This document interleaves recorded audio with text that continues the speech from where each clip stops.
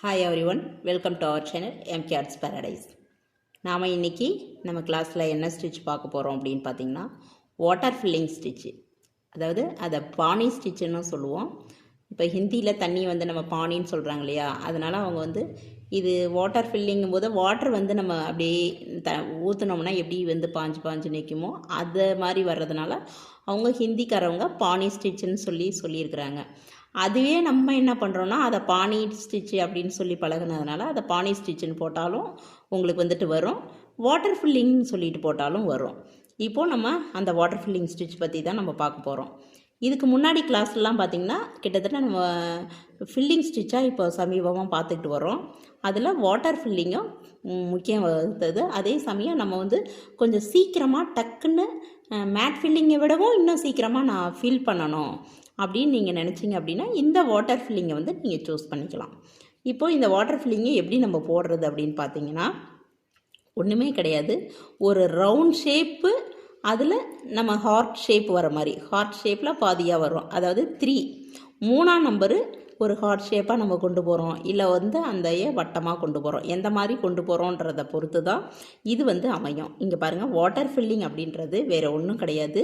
நம்ம chain stitch இருக்கு இல்லைங்களா, அந்த செயின் ஸ்டிச்சை ரொம்ப லாக் ஸ்டிச் மாரி குட்டியாகவும் இல்லாமல் செயின் மாதிரி பெருசும் இல்லாமல் இது ரெண்டுக்கும் இடையில உள்ள மாரி மீடியமான சின்ன சைஸில் நம்ம போட்டுக்கிட்டே வரணும். அப்போ தான் அந்த வாட்டர் ஃபில்லிங் நமக்கு அழகாக வரும். இப்போது அந்த செயின் ஸ்டிச்சை நம்ம பேஸ் பண்ணி இந்த வாட்டர் ஃபில்லிங்கை எப்படி பண்ணுறதுன்றத இப்போ நம்ம ஃபஸ்ட்டு நம்ம பேட்டர்ன் வரைய தெரியணும் இல்லைங்களா. அந்த பேட்டர்ன் வரைய தெரிஞ்சிச்சுன்னா நம்ம ஸ்டிச்சிங்கை எந்த ஏரியாவில் ஃபில் பண்ணுமோ அந்த ஏரியாவில் நம்ம ஃபில் பண்ணிக்கலாம். இப்போ அந்த பேட்டர்ன் எப்படி போடணும் அப்படின்றத நான் சொல்கிறேன் பாருங்கள். அதாவது ஃபஸ்ட்டு இங்கே பாருங்கள், இந்த மாதிரி ரவுண்ட் ஷேப்பில் வரணும், லைட்டாக இப்படி கர்வு கொடுத்து இப்படி வரணும். இந்த மாதிரி ஒரு 3 ஷேப் வருது பாருங்கள், ஹார்ட் ஷேப்போட மேல் பகுதி பார்க்குறதுக்கு 3 மாதிரி 3 மேல் நோக்கி இந்த சைடில் வச்ச மாதிரி இருக்கும். இந்த மாதிரி வரணும். அதுக்கு அடுத்தது பார்த்திங்கன்னா இப்படி இந்த கர்வு வளைச்சி போயிட்டு இப்படி வரணும்.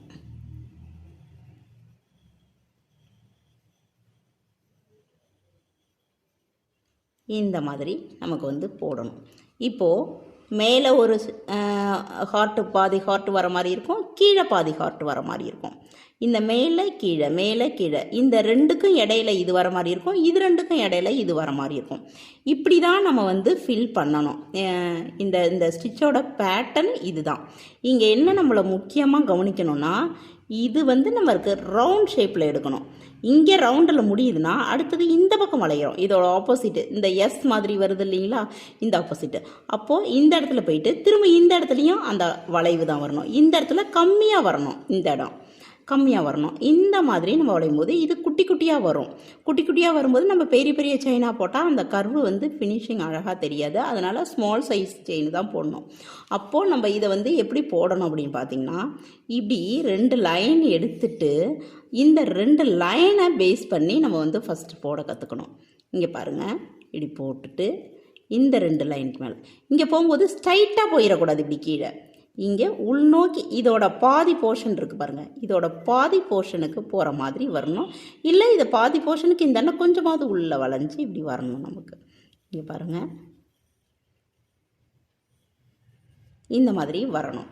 இப்போ இந்த மாதிரி வராத எந்த மாதிரியெல்லாம் மிஸ்டேக்ஸ் வரும் உங்களுக்கு அப்படின்னு பார்த்தீங்கன்னா, நான் உங்களுக்கு இதை ஃபுல்லாக பேட்டர்ன்ஸுக்குள்ளே போட்டு காமிக்கிறேன், அதை பாருங்கள்.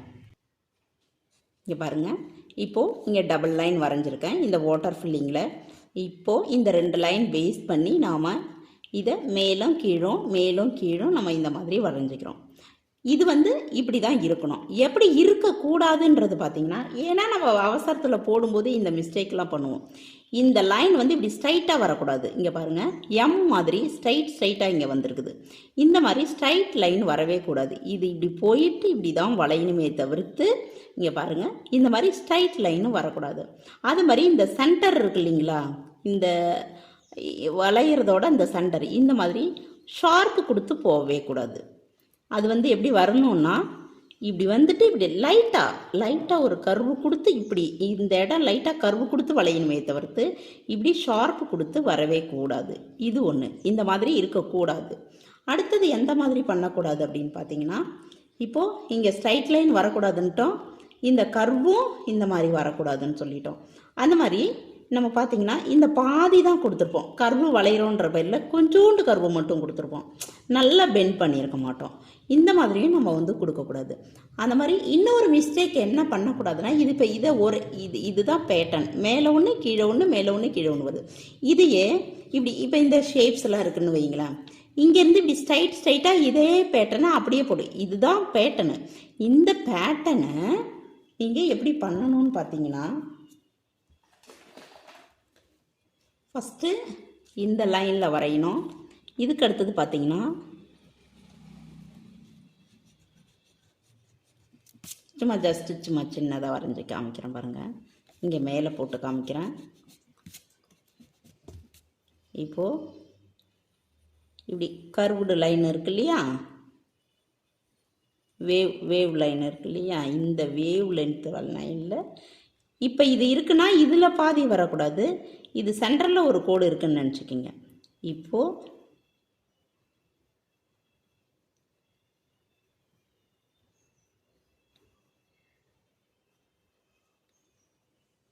போய் வரும்போது இந்த ரவுண்டெல்லாம் அந்த ரவுண்டாக தெரியணும். அந்த மாதிரி இன்னும் ஒரு மிஸ்டேக் என்ன பண்ணக்கூடாதுன்னா, இப்போ எங்கே வளைஞ்சாலும் சரி, இப்போ இது ரெண்டுக்கும் உள்ள கேப்பு பாருங்கள், இது ரெண்டுக்கும் உள்ள கேப்பு பாருங்கள், அந்த ஒன்றுக்கு ஒன்று உள்ள கேப்பு ஒரே லெவலில் இருக்கணும். இப்போ அது எப்படி ஃபில் பண்ணுறதுன்றத நான் காமிக்கிறேன் பாருங்கள். ஃபஸ்ட்டு வட்டத்தில் காமிக்கிறேன் பாருங்கள். வட்டத்தில் காமிக்கிறேன்னா இந்த ரவுண்டு ஃபுல்லாக இந்த ரவுண்டாகவே ஃபுல்லாக இப்படி போட்டு வரக்கூடாது, எல்லா டைரக்ஷன்லேயும் நமக்கு வந்து வரணும். இங்கே பாருங்கள்,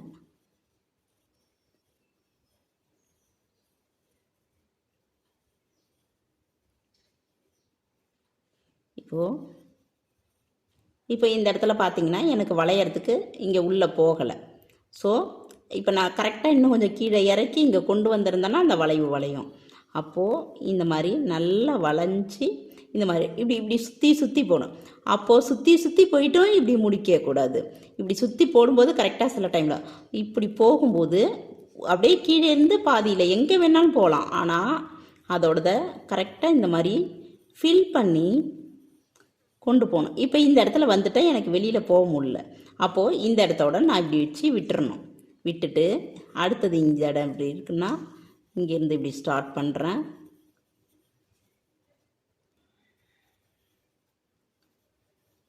இப்போ இந்த இடம் பார்த்திங்கன்னா நிறைய கேப் இருக்கும். இதுதான் இந்த மாதிரி மிஸ்டேக் தான் வரக்கூடாது. இப்படி நான் பண்ணும்போது இந்த இடம் பாருங்கள் நிறைய கேப் இருக்குது, அந்த மாதிரியும் நம்ம பண்ணிடக்கூடாது. அப்போ அந்த இடத்துல அந்த 3 அந்த எம் மாதிரியோ ஹார்ட் மாதிரியோ வரணும்னு அர்த்தம் கிடையாது. இந்த இடத்துக்கு போயிட்டு இங்கே பாருங்கள் இன்னொரு வளைவு கூட இப்படி போகலாம், போயிட்டு இப்படி பண்ணணும். பண்ணிவிட்டு இங்கே மேலே வரலாம், வந்துட்டு அப்போது இப்படி இந்த மாதிரி ஒரே டைரக்ஷன்லேயும் பேட்டர்னாக போகக்கூடாது, அந்த மாதிரியும் போகக்கூடாது நமக்கு. அப்போ என்ன தான் பண்ணுறது, இந்த மாதிரி போயிட்டு எல்லா டைரக்ஷனுக்கும் நம்ம சுற்றணும். அது நீங்கள் போட பழகிடும். நீங்கள் பேட்டர்ன் போட்டு தான் போடணும் அப்படின்றது கிடையாது. நீங்கள் கை பழக்கம் போட அது ஆட்டோமேட்டிக்கே உங்களுக்கு வந்துடும். இப்போ வட்டத்தில் இது நான் போட்டு முடிச்சிட்டேன். நீங்கள் இன்னும் அழகாக கூட போடலாம். ஓகேங்களா? இப்போ அடுத்தது நான் கட்டத்தில் ஆரம்பிக்கிறேன் அப்படின்னா இங்கே பாருங்கள், ஏதாவது ஒரு கார்னரில் எடுத்துக்கிறேன், இப்படி போகலாம். இப்போது இந்த இடத்துல பாருங்கள், இந்த இந்த இந்த கட்டத்தில் வந்து உங்களுக்கு வந்துட்டு ஒரு காமிக்கிறேன். இப்போ இந்த இடத்துல பாருங்கள், இந்த இடம் வந்துருச்சு. இப்போ இந்த இடத்துல இப்படி ஒரு ரவுண்ட் போட்டுட்டேன். அடுத்தது நான் மறுபடியும் போக முடியாது. இப்போது இந்த இடத்துல மறுபடியும் ஒரு கர்வு கொடுத்துட்டு கீழே வந்துடணும். கீழ் போர்ஷன் போட்டுட்டு இப்படி நம்ம சுற்றிலும் கொடுத்துட்டோம். இங்கே பாருங்கள், இந்த இடத்துல 3 வர மாதிரி இருக்கும். ஒரு ட்ரீ எப்படி இருக்கும், இந்த பக்கமும் இந்த பக்கமும் ஒன்று இங்கே இருக்கிற மாதிரி இருக்கும். இந்த மாதிரி வளைக்கணும். நான் வந்து உங்களுக்கு சொல்கிறேன், பட் வந்து நீங்கள் நீட்டாக அழகாக போடணும், அதுதான் எனக்கு வேணும். இப்போ இந்த இடத்துல பாருங்கள், எனக்கு நான் 2 இது போடாமல் இந்த பக்கம் போயிட்டேன். ஏன்னா இங்கே போயிட்டு வரும்போது இங்கே வந்து அதிகமாக கேப் வரும். அதனால் ஒரு வளைவு மட்டும் வளைச்சிட்டு நான் மேலே போயிட்டேன். போயிட்டு இங்கே வந்துட்டேன்னா இங்கே போகணுன்னு அவசியம் கிடையாது. நான் இந்த இடத்த கூட இப்படி போயிட்டு நான் ஃபில் பண்ணிவிட்டு நான் வரலாம். எங்கே வேணாலும் போகலாம். ஆனால் அந்த வாட்டர் ஃபில்லிங்கிற அந்த பேஸ் வந்து நமக்கு வந்துட்டு ஒரே மாதிரியான ஷேப்பில் வரணும். இப்போ இந்த இடத்துல முடிஞ்சிருச்சு. இதை நான் இப்படியும் கொண்டு வரலாம். இல்லை அந்த இடத்தோட முடிச்சுட்டு இப்படி கொண்டு போயிட்டு இதோட முடிச்சுட்டு இந்த இடத்துல இருந்து எடுத்து இப்படியும் நான் விடலாம். இந்த மாதிரி இருக்கும். அதே சமயம் இந்த முக்கோணத்தில் பாருங்கள், முக்கோணத்தில் எப்படி ஸ்டார்ட் பண்ணணும்னா இந்த ஷார்ப்பில் போயிட்டு இங்கே பண்ணுறோம், பண்ணிவிட்டு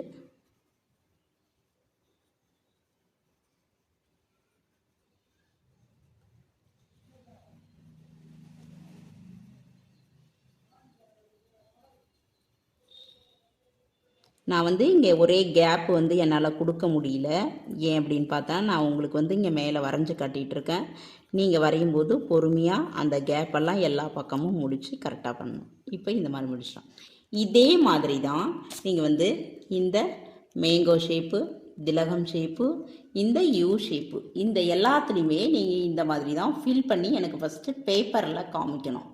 இதை பேப்பரில் நீங்கள் ட்ரா பண்ணி ஃபஸ்ட்டு எடுத்தோடனே இந்த ஒரு ஆஃப் ஷீட்டு, ஒரு A4 ஷீட்டை பாதியாக மடிச்சுக்கிங்க. இந்த ஆஃப் ஷீட்டில் இங்கே போட்டிருக்கேன் பாருங்கள், இந்த மாதிரி ஒரு லைன் மட்டும் கோடு போட்டு எனக்கு காமிச்சிட்டு மற்றதை எல்லாமே கோடு போடாமல் இந்த பேஜ் ஃபுல்லாகவே இந்த லைனுக்கு போயிட்டு திருப்ப வந்து, அதாவது எந்த மாதிரினா இங்கே நான் காமிக்கிறேன் பாருங்கள். இந்த சைடு நான் ரஃப்பில் காமிக்கிறேன். இப்போ பாருங்கள், இந்த லைன் ஃபுல்லாகவே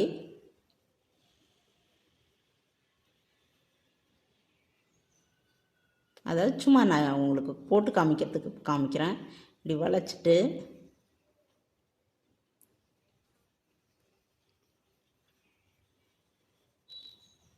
இப்படி போயிட்டு இந்த ஆண்டா எடுக்கும்போது நீங்கள் இந்த மாதிரி கசாமுசான்னு எடுக்கக்கூடாது.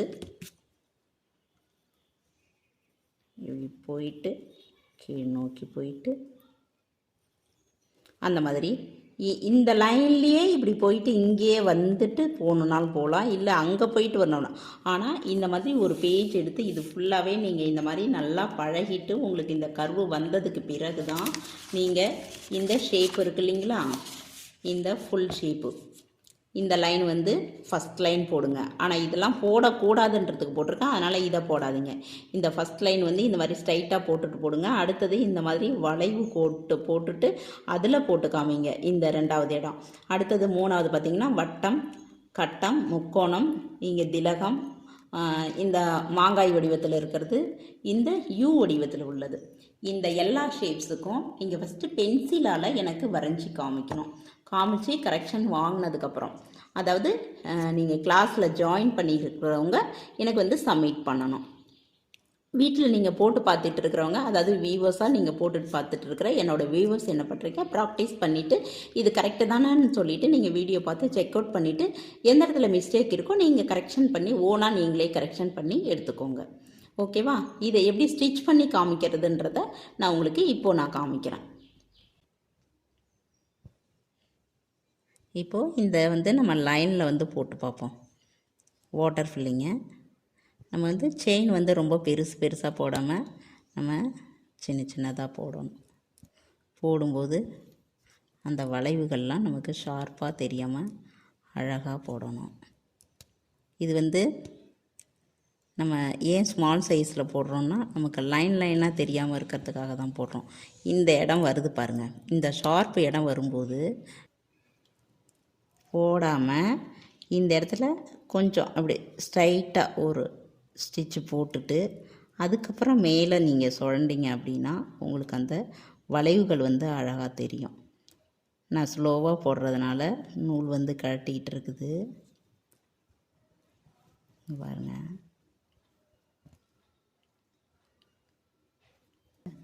சின்னதாக செயின் போட்டோம்னா தான் பார்க்க அது வந்து அழகாக நீட் ஃபினிஷிங்காக இருக்கும்.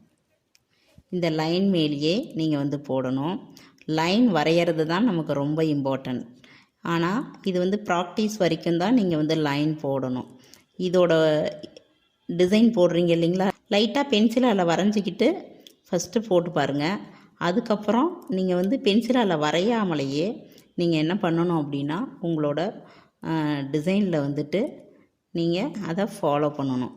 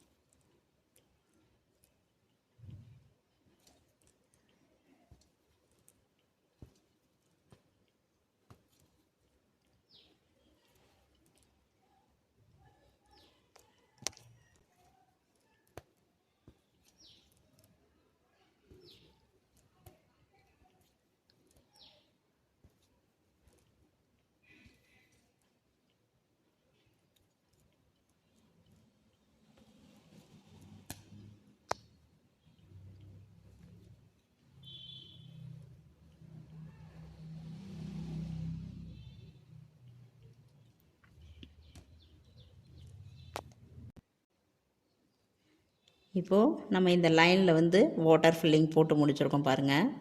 இந்த கர்வெல்லாம் இங்கே ஷார்ப்பு உள்ளே ரொம்பவும் ஷார்ப்பு போகாமல் இந்த இடம் மட்டும் லைட்டாக ஒரு ஷார்ப்பு வந்திருக்குது.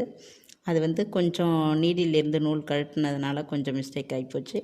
பட் இருந்தாலும் மற்ற இடம் எல்லாமே நமக்கு அந்த கர்வு வந்திருக்கு பாருங்கள், இந்த வளைவுகள்லாம். இதுதான் நமக்கு வந்து வாட்டர் ஃபில்லிங். இதே மாதிரி நீங்கள் வந்துட்டு அந்த ஒவ்வொரு ஷேப்லேயும் நீங்கள் பழகிட்டு இது மாதிரி சின்ன செயினாக போடணும். இந்த மாதிரி சின்ன செயினாக போட்டிங்கன்னா தான் அது வந்து கரெக்டாக இருக்கும். ஏன் சின்ன செயினாக போட சொல்கிறேன் அப்படின்னு பார்த்தீங்கன்னா, இந்த இடத்துல நான் உங்களுக்கு சும்மா ஜஸ்ட்டு அண்டர்ஸ்டாண்டிங்காக போடுறேன் பாருங்கள். இப்போ பார்த்தீங்கன்னா ஏன் பெரிய செயின் போடக்கூடாது சின்ன செயின் போட சொல்கிறேன் அப்படின்னு பார்த்தீங்கன்னா, இங்கே பாருங்கள். ஆனால் இந்த பெரிய செயின்லேயும் இதில் கொஞ்சம் வந்துருச்சு, எனக்கு அது பண்ணால் தெரியல. அதோ வருது பாருங்கள். இப்படி பேக்கில் லைட்டாக நீங்கள் போயிட்டு எடுத்தாலே அதில் ஒரு கர்வு வரும் பாருங்கள். இந்த மாதிரி ஷார்ப்பும் வரக்கூடாது. இப்போ பெரிய செயின் போட்டுட்டு நீங்கள் மடக்குறீங்க அப்படின்னா நிறைய பேரோட வாட்டர் ஃபில்லிங்கில் என்ன மிஸ்டேக் வரும்னு பார்த்தீங்கன்னா இப்படி தான் வரும். இங்கே பார்த்தீங்கன்னா அந்த ஷேப் வந்து அந்த ஃபுல்லாக வராது. இதில் பார்த்தீங்கன்னா இங்கே இந்த கட்டு கொடுத்து வருது பாருங்கள், லைனாக இந்த மாதிரி வரும். அது மாதிரி தான் வரக்கூடாதுன்றதுக்காக தான் நாம் சின்ன செயின் போடுறது. சின்ன செயினாக போட்டோம்னா அந்த அளவுக்கு வரும். அது போல் போடும்போதும் இங்கே பாருங்கள், ஊசியை இந்த பக்கம் சாய்ச்சிட்டு நீங்கள் வெளியில் நூல் எடுக்கும்போது இந்த சைடு எந்த சைடு வந்து நம்ம அந்த வளைவு வந்து மேடு தட்டியிருக்கோ அந்த சைடு இப்படி நூல் எடுத்தோம் அப்படின்னா நம்ம கொஞ்சம் ஓரளவு பெரிய செயின் போட்டால் கூட அந்த மாதிரி வராது. நான் இப்போ பிரிச்சிடுறேன். இது சும்மா ரஃப்பாக தான் உங்களுக்கு வந்து இதை போட்டு காமிச்சேன். அந்த மாதிரி வராமல் இருக்கும். நீங்கள் அந்த மாதிரி வந்து பழகுங்க. அப்புறம் நம்ம இப்போ வாட்டர் ஃபில்லிங் வந்து எப்படின்றத பார்த்துட்டோம்.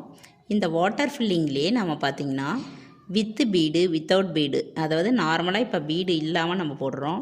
இதில் வந்து சம்கி இல்லைன்னா ஒரு சுகர் பீடு, அப்படி இல்லைன்னா ஒரு சம்கி வித் சுகர் பீடு. இது வந்து நம்ம வந்து இதை கூட ஆட் பண்ணோம் அப்படின்னா பார்க்குறதுக்கு ரொம்ப நீட்டாக அழகாக இருக்கும். இடையில பார்த்தீங்கன்னா அவ்வளோ ஒரு டெக்கரேஷன் இருக்கும், கிராண்ட் லுக்கு கொடுக்கும். இப்போ சுகர் பீட் அப்படின்னா நம்ம இந்த ஸ்டிச் பண்ணிக்கிட்டே வரும்போது இதில் எங்காவது ஒரு இடம் இந்த இடம் பண்ணுறோமா, அடுத்தது இங்கே பண்ணுறோமா இந்த மாதிரி மாற்றி ஒவ்வொரு இடத்துல தேவையான இடத்துல நம்ம சுகர் பீட் வச்சுக்கணும். அப்படி இல்லைன்னா சம்கி வச்சுக்கலாம், அப்படியும் இல்லைன்னா ரெண்டும் சேர்த்து கூட நான் சொன்ன மாதிரி வச்சுக்கலாம். இதை மாதிரி வச்சு நான் உங்களுக்கு வந்து ஒரு ஒர்க் அவுட் வந்து போட்டு காமிக்கிறேன். அது எப்படி இருக்குன்னு பாருங்கள். நம்ம இந்த மாதிரியும் கலந்தும் போடலாம். ஆனால் நீங்கள் டிசைனுக்காக நமக்கு போடுறீங்க இல்லைங்களா, அதில் வந்துட்டு மேக்ஸிமம் இந்த பீடோ சம்கியோ இல்லாத போடுங்க. பட் சில டிசைன் நீங்கள் எடுக்கிறீங்க அப்படின்னா அதுக்கு தேவைப்பட்டுச்சு அப்படின்னா அந்த இடத்துல பீடோ இல்லை நீங்கள் சம்கியோ வச்சு யூஸ் பண்ணி நீங்கள் அந்த மாதிரி பண்ணிங்க. அது எப்படி வைக்கணுன்றத நான் வந்துட்டு வச்சுட்டு அந்த ஒரு பாக்ஸில் காமிக்கிறேன். ஒன்றுமே கிடையாது, நீங்கள் செயின் ஸ்டிச் போட்டுகிட்டே வரும்போது அதை சேர்த்து அந்த அந்த நீடிலில் வந்து நம்ம செயினோ, அதாவது அந்த செயினில் வந்து பீடோ இல்லை சம்கியோ நம்ம லோட் பண்ணிவிட்டு இந்த செயினுக்குள்ளே போட்டு நம்ம பீடு போடுற மாதிரி தான் போடணும், வேறு எதுவும் கிடையாது.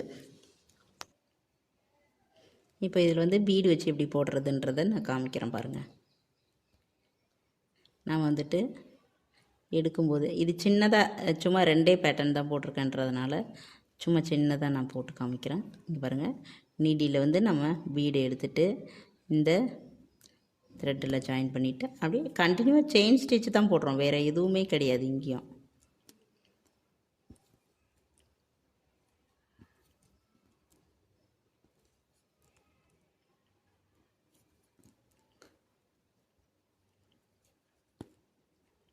இப்போ வரோம், இங்கே பாருங்கள். இப்போ இந்த இடத்துல ஒரு பீடு போடலாம். இப்போ இந்த இடத்துல ஒரு ஆரஞ்சு கலர் பீடு போடுறேன். லோட் பண்ணிவிட்டு இந்த இடத்துல கொஞ்சம் பொறுமையாகிடுங்க. ஏன்னா சில்க் த்ரெட் இல்லையா, நமக்கு வந்து கொஞ்சம் பிசுறு தட்டும். அதனால் பொறுமையாக நீங்கள் ஹேண்டில் பண்ணுங்கள்.